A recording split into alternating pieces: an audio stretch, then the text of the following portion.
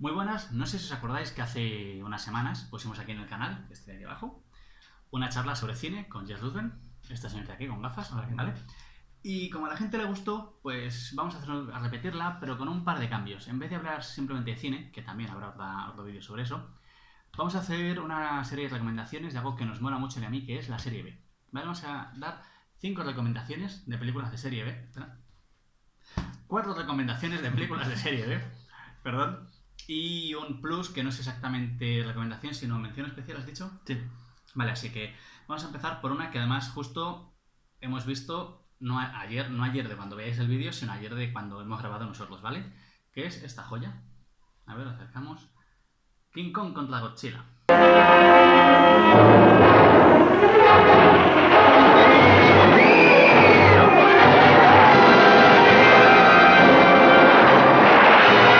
Creo que se llamaba Daikaijus, que en japonés quiere decir monstruos gigantes. Muy acertado. Sí, por supuesto. Es un género que se originó en Japón gracias a Godzilla, a todos los monstruos que han salido, a Gamera. Cierto es que antes hubo otros en otros países, véase el propio King Kong, véase los dinosaurios del mundo perdido. Aunque King Kong sería más otro rollo. O sea, estas películas son más el monstruo grande que te No, sí, King Kong es un poco... es más miedo, terror y tal, pero esto es un género por sí mismo. Y esta película, de hecho, es la tercera de Godzilla, del año 63. Y de hecho, King Kong es el segundo enemigo de Godzilla, que sale incluso antes que otros más conocidos, como Mothra o King Ghidorah, que si quieres puedes poner alguna fotillo por aquí de esos para que sepan. Pero me he mirado para allá pensando quiénes son. Sí, está. Entendido, todo perfecto. Hay una cosa que has dicho, es un género japonés, eso es verdad, pero esta versión en concreto no es la japonesa. Este es el montaje americano. Solían hacer montajes, sobre todo de las películas de Godzilla, un montaje americano. De la primera de Godzilla también hay un montaje americano. También hay. Era más o menos para acercar el concepto y para venderlo al público americano. Porque además siempre había una distribuidora americana detrás. Sí, claro. Entonces, pues ahora no recuerdo cuál era la distribuidora de esta, igual lo pone por aquí, pero ahora mismo no me acuerdo, pero... De hecho, este producto se vendió directamente desde Estados Unidos. Vino de una idea que era de Willis O'Brien, que era King Kong contra Frankenstein. Un monstruo Frankenstein gigante. Sí, ¿vale? Sí, por supuesto. Entonces, Willis O'Brien estuvo hablando con diferentes distribuidoras, una se interesó, intentó venderlo a diferentes productoras, ninguna dio el paso. Además, los derechos de la imagen de Frankenstein las tenía Universal y tal, y al final de rebote llegó a Toho, que es la productora de Godzilla, y allí, bueno, llevaban tiempo queriendo hacer películas de King Kong y, bueno, cogieron la idea esta de King Kong contra Frankenstein y dijeron, bueno, pues aprovechamos que vamos a celebrar el 30 aniversario de Toho y vamos a cambiarlo, vamos a meter a Godzilla. Y ahí un poco la historia de cómo llegó esto. Que además de esta también hicieron otra de King Kong, que es King Kong Escapa, que es este King Kong contra una versión mecánica. Que luego se reciclaría para otra peli de Godzilla. De hecho se ha quedado como uno de los enemigos de Godzilla. Sí, por supuesto. Uy, se ha quedado por ahí. Todo se ha dicho, realmente esta versión americana es básicamente la japonesa, con un par de cortes en la que salen actores americanos para llegar, pues eso, a que se venda allí. El público americano no suele hacer doblaje realmente, sino que hace esto que sería como una versión extrema del doblaje, como, bueno, no hace tanto, la de Déjame entrar, que se realizó por completo en América, Abre los ojos, que ahí se hizo como Vanilla Sky, y hay otro montón de películas que en un momento dado, que hay Mi parte que libre, que era una película francesa, o la de Los visitantes, que ahí se realizó como, ¿cómo se llamaba? Dos colgados en Chicago. Es decir, que esto es una maravilla, ¿vale? Además nosotros la vimos en pantalla grande, en el proyector que tengo yo. Eso sí, hay que verlo con la distancia de la época, del presupuesto que había. Hay momentos que, bueno, dan más vergüenza que otra cosa. Pero recordemos que han pasado 50 Sí, claro, años. Exacto. Sí, que es una producción de lo que es. Exacto. ¿Quién es o aquel? Hay que vérsela. Yo creo que es una película obligada de este tipo de género y más de serie B. Y aparte porque junta a dos de los grandes monstruos de la historia del cine, que son, bueno, no dos de los grandes, seguramente los dos más grandes que ha habido. Si hubiera un ranking de top 10 mejores monstruos, creo que estaría en primero o segundo, pero fijo. O sea, apartándolos de la Universal, que son los rollos de monstruos, pero sí, Godzilla y King Kong seguramente sean... De hecho, va a haber un remake de esta película. Muy esperado, ¿eh? Al menos por mi parte, como fan de la saga de Godzilla, muy esperado. que va a beber de la última película de Godzilla que se ha hecho en América, de la película de Kong Island que se está... Bueno, cuando ponga esto se está haciendo, se está en el 2017. Sí, ¿no? se estrena el año que viene, con lo cual deben estar ya acá. Claro, preparando ya que el nuevo Godzilla con este nuevo King Kong se enfrenten. No se sabe mucho más, tampoco hay que saber mucho más, seamos sinceros, es una película de King Kong contra Godzilla. Aquí el argumento es súper simple y realmente está orquestado para que tú en un momento dado veas a Godzilla pegarse con King Kong, que es lo que interesa. Podrías avanzar los 40 minutos de película que te sobran. Grandes momentos.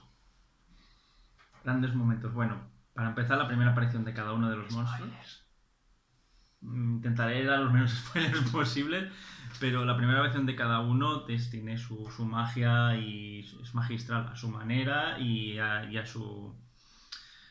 Bueno, y al dinero que tenían para hacerlo, hay que ser sincero, pero es magistral el momento de presentar.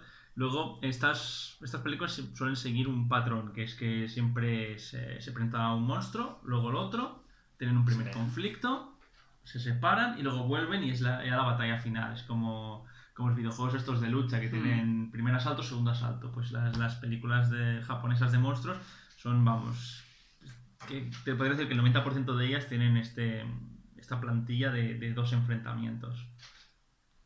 No sé, no hay mucho más que decir. Yo creo que me quedaría con un momento que me pareció espectacular, además bastante bien resuelto, que es cuando aparece King Kong por primera vez. Con la isla, que no es la isla de la calavera, no se llama Skull Island, porque bueno, no estaban los derechos, se llamaba isla de... Sí, igual solo podían comprar el nombre. Isla de lo que fuera, no sé cómo se llamaba. Ahora me acuerdo. Y salen los aldeanos invocando a lo que en teoría es un dios para apaciguar y demás. Esa escena me gustó mucho, creo que a pesar del poco presupuesto y de ser serie B, está muy bien conseguida, la verdad. Venla, no tiene desperdicio alguno. King Kong contra Godzilla. No os va a defraudar. Es decir, si os defrauda algo que se llama King Kong contra Godzilla, ya mal vamos. Por supuesto. Vamos a seguir por algo que es indispensable, Fu Manchu. I am only going to give you the very smallest amount which will pass off in a short time, because I want you to be your very self when I hand you over to my gentle daughter. Y por supuesto, la primera es La Máscara de Fu Manchu con Boris Karloff, precisamente, el monstruo de Frankenstein, que hablábamos antes. Esta película es la primera de una larga saga, recoge el personaje de Jack Romer, ¿vale? Que era, bueno, visto hoy es un personaje bastante racista y lleno de tópicos, porque es un oriental malvado que quiere conquistar el mundo y tal. Pero bueno, las cosas son de cuando son y hay que verlas como hay que verlas. El personaje pervive porque realmente es un supervillano en toda regla. Es un ser malvado que quiere conquistar el mundo al estilo del Doctor Maligno, el Doctor Muerte y bueno, 20.000 supervillanos que ha habido tanto en la literatura pulp como era esta, como en la heredera que es el género de superhéroes. Aquí además tenemos la maravilla de ver a Boris Karloff. Vale, sí que hay un punto. Los maquillajes de aquella época son los que son y Boris Karloff haciendo de asiático pues es como Sean Connery cuando hacía asiático en la saga de James Bond. Le ponen es lo que había. Pero bueno. Además, hay que tener en cuenta que estas películas, La Máscara de Fu Manchu, eran la respuesta de Metro al universo de monstruos que estaba creando la Universal. Sí, claro. Y por supuesto, después de cosas como Drácula o Frankenstein, actores como Boris Karloff y Bela Lugosi estaban en alza, por lo cual a la Metro le interesaba tener a uno de ellos en su reparto. Así que bueno, pues era eso o un chino desconocido. No, y hay que reconocer eso, que es verdad, si te la cuanto la veas, que Boris Karloff es una maravilla. O sea, es sin duda lo mejor de la película, cómo se mueve, es un actorazo. La voz, todo. Es más, si ves películas en las que están los dos, Boris Karloff y Bela Lugosi, generalmente Boris Karloff se suele comer la pantalla. También era mejor actor. Sí, también porque siempre se le daba el papel más grande y Bela Lugosi se le quedaba un segundo plano. Siempre era, según él y según los productores, por su dificultad a la hora de soltarse con el idioma. Porque claro, a ver, Bela Lugosi siempre tuvo acento, era muy de la vieja escuela y no sabía improvisar, lo que también le costó cosas. Exacto. Claro, Boris Karloff era inglés, con lo cual el idioma no era un problema, podía soltarse perfectamente. Es una lástima porque Bela Lugosi no era mal actor, o sea, en mi opinión para nada, era bastante mejor. En mi opinión, Boris Karloff estaba por encima, en mi opinión, pero Bela Lugosi no era mal actor. Solo que el tiempo pues le ha tratado mal. De hecho, se le propuso para hacer Frankenstein y él dijo que no. Sí, porque no se le va a reconocer. Exacto, porque dijo, no, como se me ve la cara, pues no voy a hacer. Y se lo dieron a Boris Karloff y bueno. Creo que eso que remitió todo. Se lo dieron a Boris Karloff porque a James Whale le llamó la atención el físico que tenía. Y para hacer lo que querían, pues les venía bien. Pues mira, resulta que por algo que Lugosi dijo que no, Karloff le pasó la mano por la cara. Pues sí, la verdad. Luego Fu Manchu se ha recuperado en un montón de ocasiones, tanto en películas como en cómics. De hecho, en los cómics Marvel es un personaje que ahora no se dice que es Fu Manchu, que es el padre de Shang-Chi, el luchador, que había heredero de Bruce Lee cuando toda la gran época de Bruce Lee, pues apareció este luchador de artes marciales, que era el hijo de Fu Manchu. Hoy en día, como por derechos no se puede, no se cita. De hecho, cuando sale con el rostro de tinieblas, así no se le ve solo la silueta, el vestuario sigue siendo quien se supone que es, pero jamás se nombra. En la Liga de los Caballeros Extraordinarios, en la novela gráfica, en el cómic, vamos, también se sale, Esto es un spoiler enorme, ¿vale? De hecho, no nos vamos a matar con los spoilers. Si alguien no quiere saber cosas, que corte ya. Mejor. Es que nos va a ser más sencillo, ¿vale? Y bueno, va a ser el villano que ha orquestado todo lo que sucede, parte del villano. Luego se explican más cosas. Bueno, es muy complejo todo, pues sale por ahí las cosas. Vale. Dejamos Fu Manchu a un lado, que yo os recomiendo ver todas las que podáis. Christopher Lee también hizo de Fu Manchu, perdón. Y Peter Sellers también hizo de Fu Manchu. Una película muy divertida, un poquito desigual, pero muy divertida, en la que la fórmula que le hace ser joven se agota y tiene que ir a buscar más. Bueno, y es Peter Sellers. Ya está. ¿La de Christopher Lee era de la Hammer? No, creo que no. Vale. No lo tengo muy seguro, pero no, es que como en los 50 hubo este revival por Frankenstein, Drácula y la momia que llevó a Hammer, sí. Claro, pensaba que era de Fu Manchu de Christopher Lee. No, juraría que no. Pero no, la verdad que tampoco lo tengo muy seguro, ¿eh? Bueno, después del vídeo lo miraremos. Yo juraría que los derechos de Fu Manchu cinematográficos siguieron perteneciendo a la misma y luego, bueno, se haya comprado y demás y tal. Con lo cual hasta la Hammer yo juraría que no, pero no lo sé. Esto hubiera estado bien que nos hubiéramos informado antes de hacer el vídeo, pero no ha sido así. A ver, tercera película. Esta es elegida por Jordi también. Te toca. Es una película de estas de los años 50 de culto.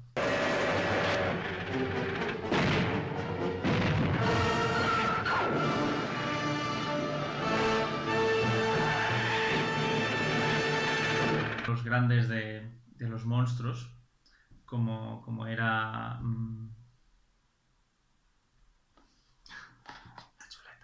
No, sí, es que ni siquiera sale porque al final no pudieron contratarle. Peter Cushing. No, coño, el aprendiz de Wilson Bryan. Ray Harryhausen. Joder, está pasando, sí, claro. Esto córtalo y luego... Sí, luego no, lo dejaré tal cual para las escenas de... Vale. Ray Harryhausen. Vale, pues decía, uno de los grandes de los monstruos, que era Ray Harryhausen, pero resulta que el presupuesto que pedía pues excedía un poquito del que tenía la película, así que lo... Hablemos un segundo de Harryhausen. Harryhausen es uno de los grandes maestros de monstruos de afecciones o de efectos especiales. Sobre todo stop motion. Stop motion de Hassan los Argonautas sería como la que siempre se cita de él. Sí. Tiene muchísimas más. O sea, las cosas que hacía eran una puñetera maravilla. O sea, hay un corto muy bonito cuando fallece, en el que varios animales de los creados por él como que cobran vida. Es un corto de stop motion, lógicamente, es precioso de ver. Claro, evidentemente los presupuestos que este señor manejaba para los resultados que tenía, que eran increíbles. Claro, pues la serie B, aunque él también había hecho serie B, no siempre se lo podía permitir. Claro, estamos hablando de que esta película es de finales de los 50 y él ya había hecho La Bestia de los... no sé qué... Había hecho varias, pero aún no había hecho Hassan los Argonautas, si no recuerdo mal. Posterior, me parece. Sí, exacto, es un poco posterior, pero ya lo que se manejaba con él de presupuesto era bastante alto. Entonces lo que hicieron fue, bueno, encargar a otros. Se buscaron al alter ego mexicano no sindicado. Referencia obligada a los Simpson. Sí. Y no, pero efectivamente se fueron a México a buscar a alguien que lo hiciera. Efectos especiales de Ralph Hameras y George Tiggy. Pues bien, pues esos dos los podéis buscar, pero son los que hicieron los efectos. A mí me llamó mucho la atención cuando vi esta película el efecto del monstruo al principio. Es la garra gigante, realmente es que es literal. Sale, voy a hacer el efecto en pantalla, ¿vale? Así sería el efecto del monstruo en pantalla, ¿vale? Sale una garra que va atacando. Y ya está, no ves más, ¿vale? Se ve solo la garra que dices. Ya en algún momento que si no recuerdo mal se ve que se bambolea un poco y se ve por aquí la cuerda y eso. A ver, es una solución muy buena. Quiero decir, en el laberinto del fauno, salvo en distancias, hicieron lo mismo. No hay pasta para sacar bien las cosas, con lo cual las sacamos más a lo lejos, más en penumbra, tal. En Alien no sale la línea hasta el final. Exacto.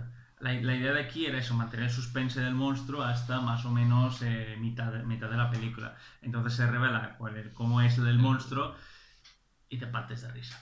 De hecho, Sí, es un de poco... hecho es lo que digo, la película... De hecho, no sale como es, realmente. Exacto. La película está muy bien para lo que es. Es muy un monstruo muy que invade la Tierra. Mm. Como película y tal, está muy bien. No es una maravilla, no es una gran obra maestra. Es una película, pues se podría decir del montón, pero no mala, ni regular, está bien. Pero claro, pasó la historia por el aspecto del monstruo. Y los actores lo hacen muy bien. Y según cuenta la leyenda, el protagonista, cuando fue a verla al cine, resulta que aún ni siquiera había visto cómo era el monstruo. Ningún actor lo había visto. Se ve que lo incluyeron después en postproducción. Igual tardaron mucho en hacer el muñequito y tal. Y lo estuvo viendo en su pueblo, con sus amigos, su familia y tal. Y cuando salió el monstruo, pues la sala se llenó de carcajadas y el tío salió así, hablando así con la chaqueta, salió por la puerta en plan de que no me vean. Qué horror. Imagínate, pobrecito. El business de Hollywood, esto es así de duro. Y vamos a terminar esta tanda de 4, que no 5, ¿vale? He aprendido a contar en estos 15 minutos de vídeo, he aprendido a contar. Con un clásico de serie B que está más que estar porque sea recomendación, está porque es obligada, ¿vale? Si se habla de serie B, hablaremos más veces de serie B, pero tenía que estar, ¿vale? Por supuesto, estoy hablando de... Por supuesto. Plan 9 del espacio exterior.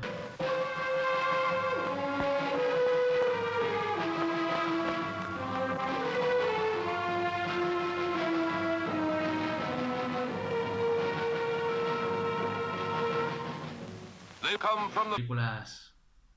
Sí, no sé si decir la obra cumbre, es que decir obra cumbre de esta película es muy jodido, pero bueno. Es obra cumbre teniendo en cuenta la carrera de Ed Wood. Vale, dejémoslo así. Vale. Es la película cumbre de Ed Wood, un director que alcanzó fama hace unos años cuando se le otorgó el honroso título, es que no sé cómo decirlo, de peor director de toda la historia del cine, con algunas cosas que son... Bueno, son como son. Y el plan 9 del espacio exterior es, bueno, hay que verla. Ed Wood tenía una... Bueno, no solía repetir las escenas cuando grababa, porque le daba más veracidad, más realismo. Tiene sus cosas buenas. Por ejemplo, o sea, bueno, en concreto tiene dos cosas buenas. Esta, que es vampira, y este señor de aquí, que es Bela Lugosi, ¿lo estoy tocando bien? Sí. Como estoy por detrás, que es Bela Lugosi, que en sus últimos años, pues encontró amistad en Ed Wood y salió en varias películas de él. Además, Ed Wood era un gran fan de las películas Sí, de Bela Lugosi. correcto. Le encantaban las pelis de terror, era un gran fan de las pelis de terror y por eso le puso mucho cariño a esta.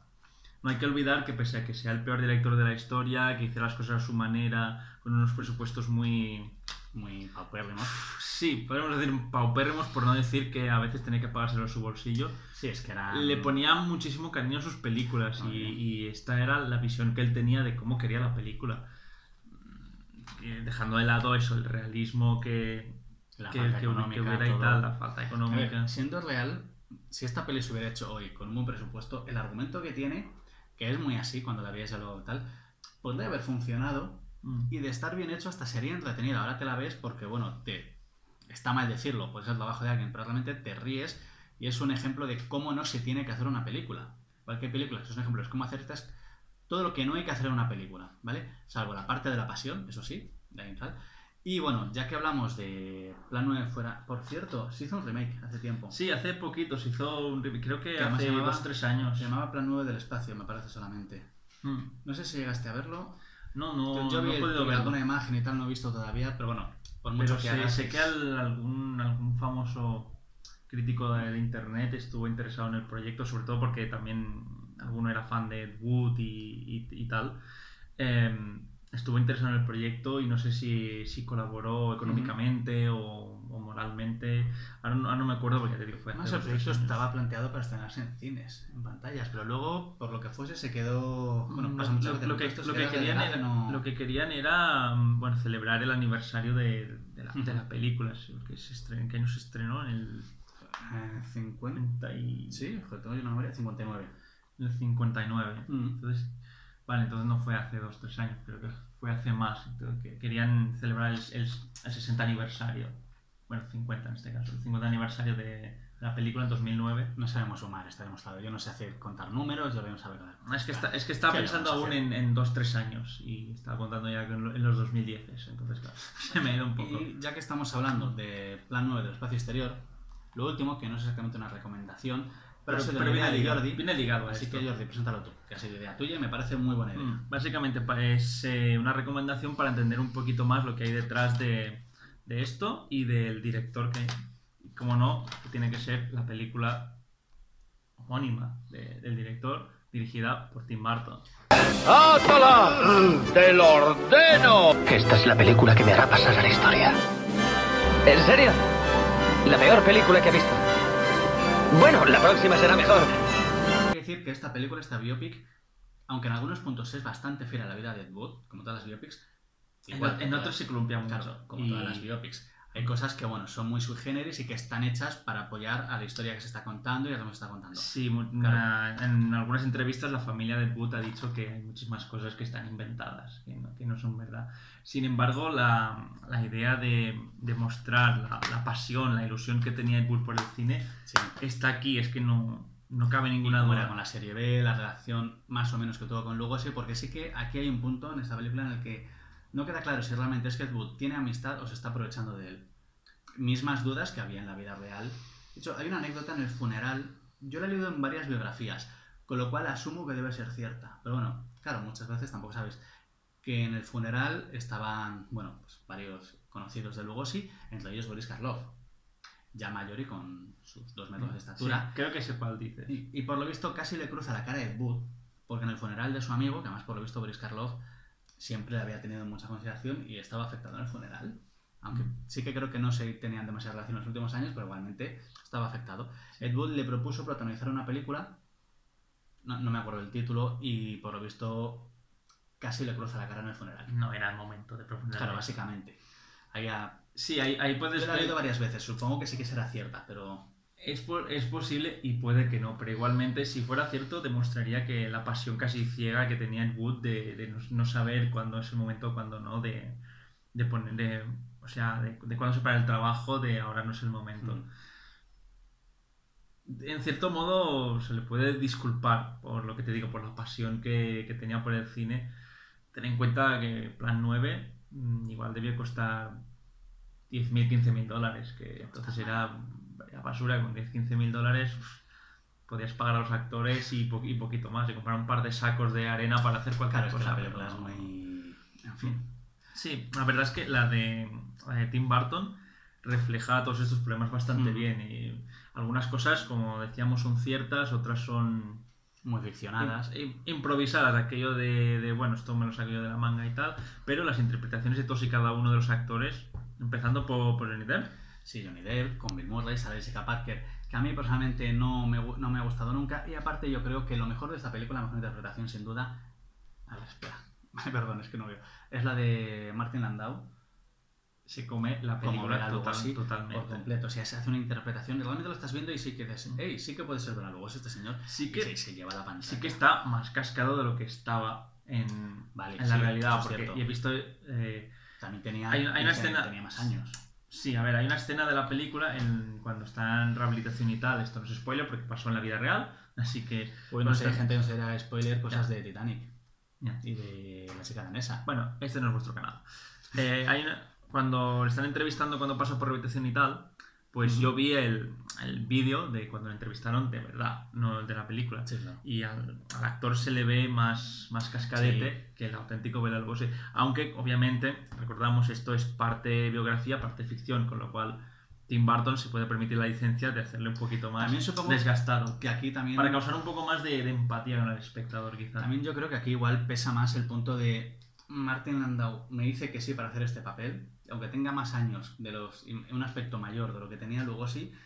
Claro, o sea, son actorazos que dices, Sí, por supuesto. tienes pensado este actor, te dice que sí, o te lo impone la productora, o X, tal, y acepta y dices, es como lo de Michael Caine de Alfred.